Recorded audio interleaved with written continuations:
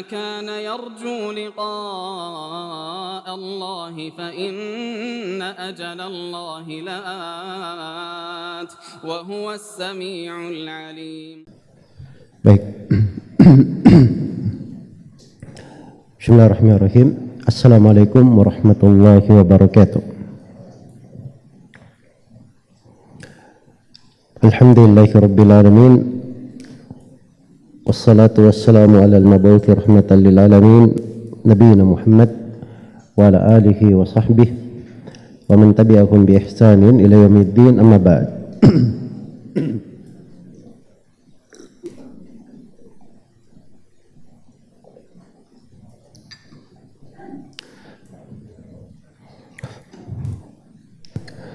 Baik, kita akan melanjutkan pembahasan. Sebenarnya semalam masih tersisa sedikit ya dari mirip di bab sebelumnya. Kita akan baca kelanjutan pembahasannya. Dikatakan di sini oleh Al-Imam Muslim rahimahullahu ta'ala,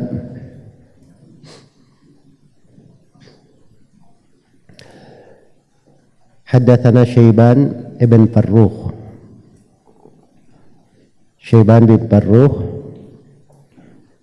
Al-Hatabi Abu Muhammad Al-Ubulli Hasanul Hadith. Qala haddatsana Abdul Warith, yaitu Abdul Warith Ibn Sa'id Al-Ambari Abu Ubaid atau Abu Ubaidah At-Tannuri Al-Basri. Beliau orang Basra.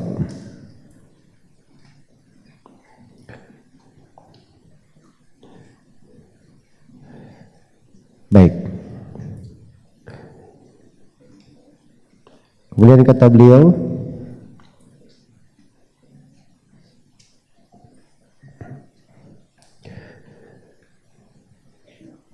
An Abdullah bin Sawada Al-Basri qala haddatsani walidi.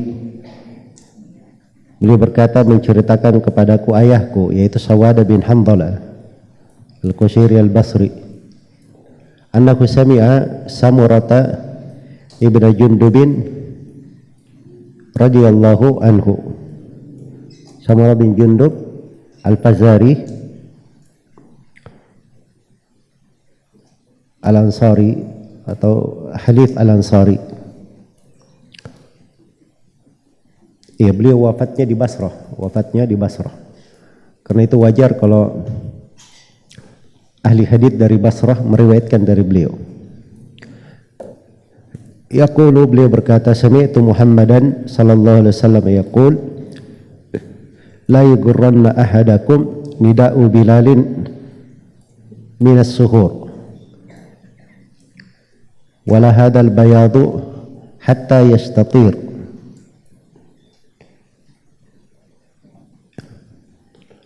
Kata beliau, saya mendengar Nabi Muhammad sallallahu alaihi wasallam bersabda, jangan sekali-sekali adzannya Bilal memperdaya kalian dari waktu sahur. Ini bisa dibaca suhur, maksudnya waktu sahurnya, perbuatan melaksanakan sahur, dan bisa dibaca sahur. Sahur artinya makanan sahurnya. Wala hadal bayadu hatta yastatir. Jadi karena adzan itu ada dua, setelah diterangkan fajar di waktu subuh juga ada dua, ada fajar kadhib, ada fajar shadiq.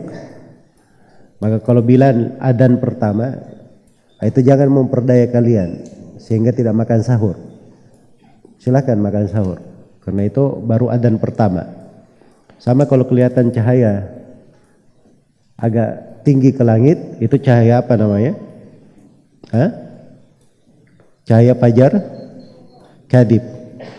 Nah, jangan kalian diperdaya oleh cahaya itu.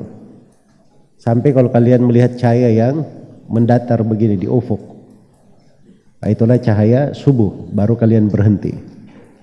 Baik, ini semakna ya dengan hadits sebelumnya. Kata beliau, haddatsana Zuhair ibnu Harb, itu Abu Khaythamah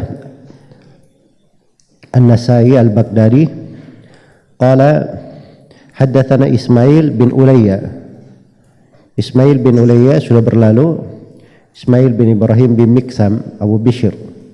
Qala haddatsani Abdullah bin Sawadah an abihi an Samurah bin Jundub radhiyallahu anhu annahu qala qala Rasulullah sallallahu alaihi wasallam la yaghurrannakum adanu Bilalin wala hadzal bayadu li amudi subhi hatta yastatir. Sini sama dengan hadits sebelumnya, cuman kata li amudi subuh. Amud itu kayak tiang ini. Makanya garis ke atas itu, garis vertikal ke atas itu disebut amud.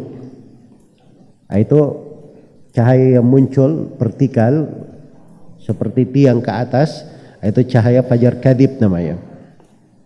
Jangan kalian ditahan oleh itu, tetap makan sahur saja sampai nampak cahaya yang melintas, yang mendatar, yang muncul di ufuk timur, atau nama lainnya fajar shadiq, fajar untuk adzan salat subuh. Baik, kemudian kata beliau rahimahullah, wa haddatsani Abu Rabi Az-Zahrani, namanya Sulaiman bin Daud Al-Ataki Al-Basri. Qala haddatsana Hammad yakni Ibn Zaid, Hammad bin Zaid Abu Ismail Al-Basri, imam besar di masanya dan seorang rawi yang sangat terpercaya. Iya, di masa itu kalau disebut nama-nama ulama, ada ulama-ulama itu timbangan manusia. Ya kalau sudah disebut si fulan ini berguru ke sana atau dia belajar ke sana, itu ciri bahwa dia belajarnya benar. Misalnya kalau dia belajar kepada Imam Al-Auza'i, dia berguru kepada Hammad bin Zaid, atau berguru kepada Sufyan Ats-Tsauri, atau kepada Imam Ahmad, Imam Syafi'i, itu lambang-lambang ilmu di masa itu di tengah manusia. Jadi itu ada di setiap masa.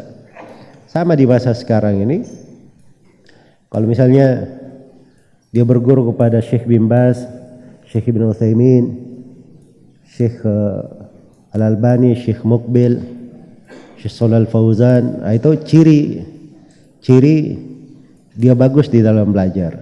Baik. Kemudian kata beliau rahimahullah, qala haddatsana Abdullah bin Sawada Al-Qushairi an abihi an Samurah bin Jundub radhiyallahu anhu annahu qala qala Rasulullah sallallahu alaihi wasallam la yaghurrannakum min sahurikum adanu Bilalin wala bayadul ufuqil mustatil hakadha hatta yastatiru hakadha wa hakahu Hammadun biyadaihi qala ya'ni mu'taridan. Iya, kata beliau, jangan sekali-sekali kalian diperdaya oleh adanya Bilal dari makan sahur kalian. So, kalau Bilal adzan itu baru adzan pertama, lanjutkan saja makan sahurnya. Dan jangan pula kalian diperdaya oleh cahaya putih yang panjang ke atas, ya, sampai terlihat cahaya putih yang begini. Lalu Hammad bin Salama itu menghikayatkan dengan tangannya begini, artinya garis mendatar. Iya, dia itu fungsinya seorang berguru kepada guru, ya. Guru itu menerangkan, kadang dia menjelaskan dengan isyarat, memahamkan supaya orang tidak paham, tidak salah paham.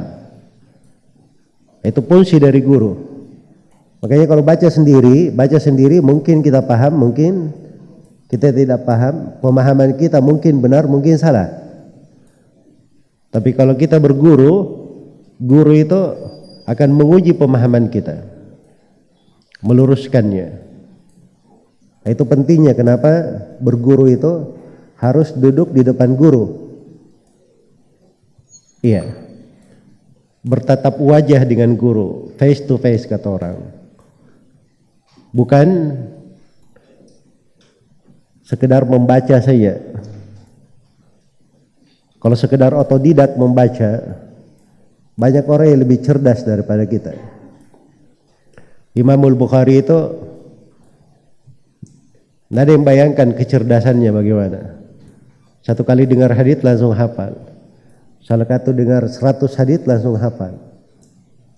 Iya. Kita 100 hadits diulang 10 kali pun belum tentu kita hafal. Jelas ya?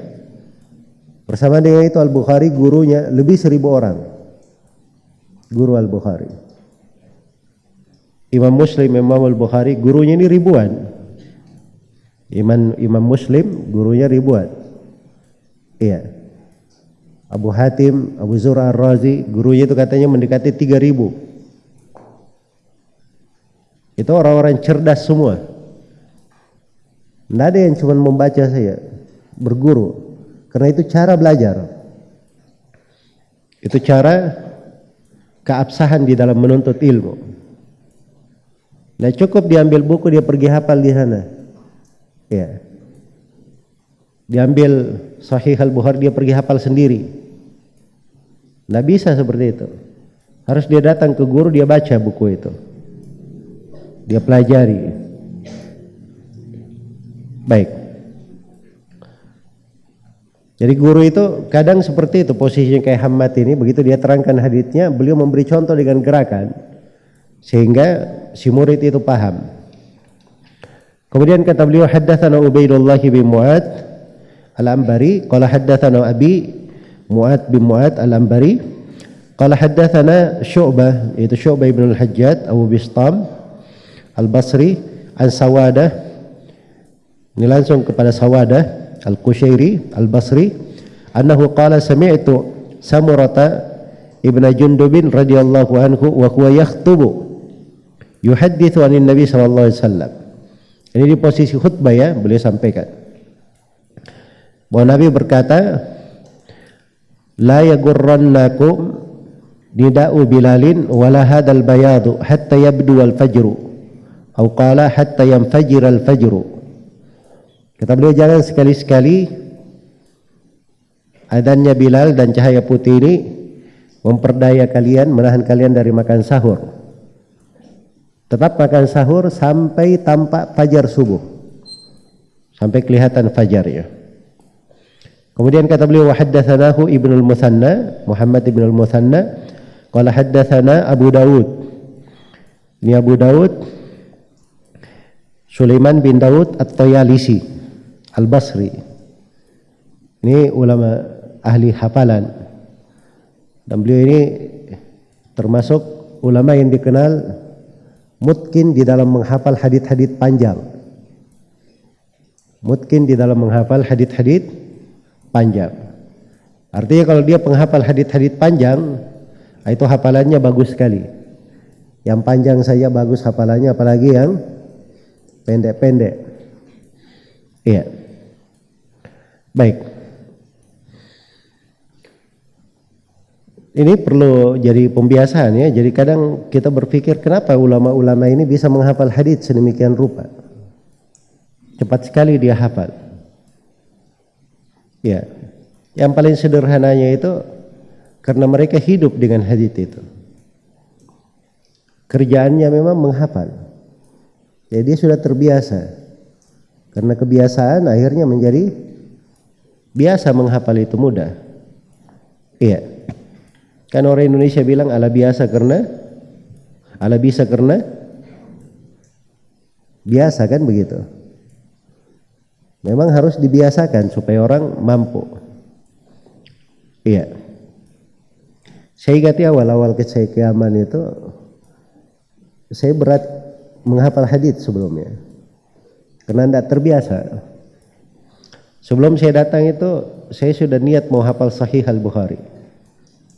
Saya sudah hafal awal-awalnya. Berat saya menghafal di Indonesia. Iya.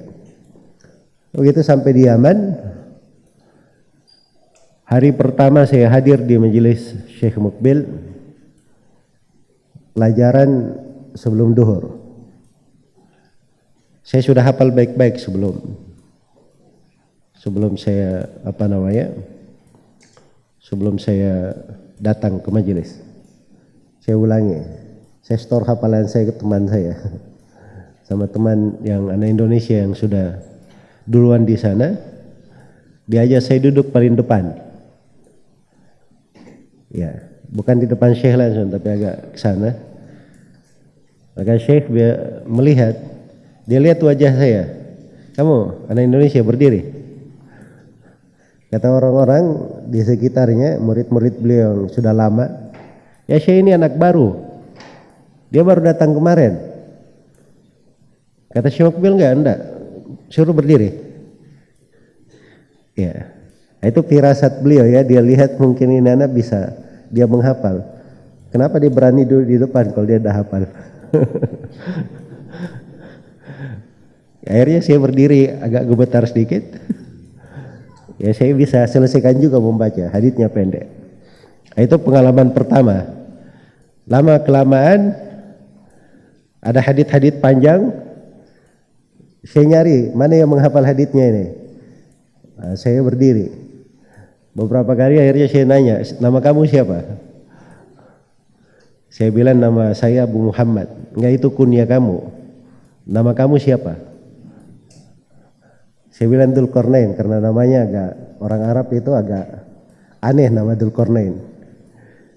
Nah, semenjak itu nama saya nggak pernah dilupa lagi sama beliau. Ya sedikit-sedikit mana Dzulqarnain, suruh berdiri. Akhirnya jadi kebiasaan.